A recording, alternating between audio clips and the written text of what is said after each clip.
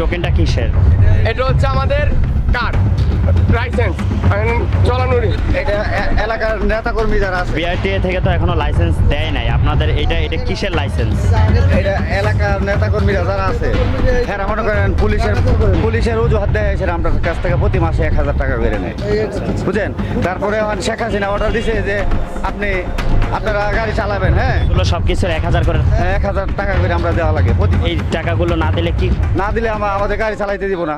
আমাদের যেখানে যাব সেখানে ঘুষ, আপনার ঘুষ চলে।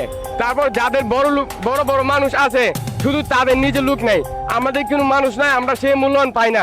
আমাদের 26 লাখ মানুষের কর্মস্থান মাননীয় প্রধানমন্ত্রী অথবা ওবায়দুল কাদের স্যার আমাদের যদি তাদের কর্মস্থান আমাদের দিয়ে দেয়, তাহলে আমরা আজকে থেকে কথা দিলাম যে আমরা 26 লাখ মানুষ একটি মানুষের রিক্সা চালাবো না, আমাদের কর্মস্থান উনি দিয়ে দিবে।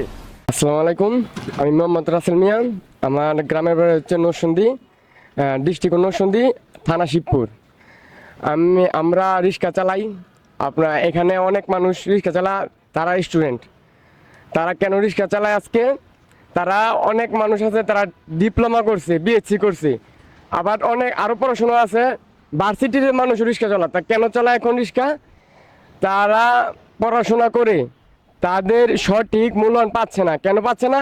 আমরা যেখানে যাই না কেন সেখানে টাকা ছাড়া কিছু হয় না। আর যারা তার বড় কর্মস্থানে আছে, মানে তারা বড় কর্মস্থান চাকরি করে, সেখানে শুধু তাদের নিজের রূপ নেওয়া হয়। এখন আমরা গরিব বলে আমাদের উপরে কোনো রূপ নাই, আমাদের উপরে কোনো মানুষ নাই।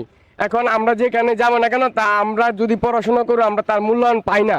তা এখন আমরা কি করব? এখন আমরা বাধ্য না হয়ে আমাদের হাত পা দেয়ালে ঠেকা। আমরা এখন কি করব? আমাদের সব রিক্সাওয়ালাদের মাননীয় প্রধানমন্ত্রী শেখ হাসিনার কাছে আকুল আবেদন যে আমরা এই মিরপুর এটা কিনা 12 নম্বর সেক্টর, উত্তরা খালপার মিরপুর 12 নম্বর সেক্টরে 26 করোড় 26 লাখ মানুষ রিক্সা চালায়। যদি আমাদের 26 লাখ মানুষের কর্মস্থান মাননীয় প্রধানমন্ত্রী অথবা ওবায়দুল কাদের স্যার আমাদের যদি তাদের কর্মস্থান আমাদের দিয়ে দেয়, তাহলে আমরা আজকে থেকে কথা দিলাম যে আমরা 26 লাখ মানুষ একটি মানুষের রিক্সা চালাবো না, আমাদের কর্মস্থান উনি দিয়ে দিবে। আমাদের যেখানে যাব সেখানে ঘুষ চলে। তারপর যাদের বড় বড় মানুষ আছে শুধু তাদের নিজের লোক নেই, আমাদের কোনো মানুষ নাই, আমরা সেই মূল্যায়ন পাই না। আমরা একবেলা খেলে 2 বেলা খাইতে পারি না। আমার পড়াশোনা, আমি টেক্সটাইলে ডিপ্লোমা করছি কোয়ালিটি সম্পর্কে, কম্পিউটিং মেশিনে। আমার চেয়ে ভালো স্টুডেন্ট, আমার চেয়ে ভালো শিক্ষিত লোক এখানে এখনও আছে যারা টেক্সটাইল ডিপ্লোমা করছে এবং কি বিএসসি করছে, এবং তারা ডিপ্লোমা করছে, বিএসসি করছে, তারা রিক্সা চালায়। তাদের একটা অভিযোগ যে তারা পড়াশোনা করে ভালো মূল্যায়ন পাচ্ছে না। আমি অনেক মানুষ জিজ্ঞাসা করছে তোমরা ভালো পড়াশোনা কেন মূল্যায়ন পাচ্ছ না?